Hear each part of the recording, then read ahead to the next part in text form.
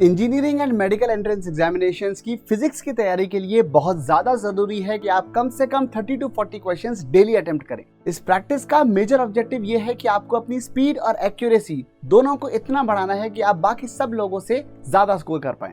अक्सर ऐसा देखा जाता है कि स्टूडेंट्स प्रैक्टिस के टाइम पे कम समय में ज्यादा क्वेश्चन सॉल्व करने की कोशिश करते हैं। जब वो उन्हें सॉल्व नहीं कर पाते तो या तो वो क्वेश्चन छोड़ देते हैं या रैंडम आंसर्स मार्क करते हैं या फिर कहीं ना कहीं से सोल्यूशन देख लेते हैं। इस प्रैक्टिस की वजह से स्टूडेंट्स की लॉजिकल थिंकिंग कैपेबिलिटीज उतनी डेवलप नहीं होती जितने की उन्हें रिक्वायरमेंट है।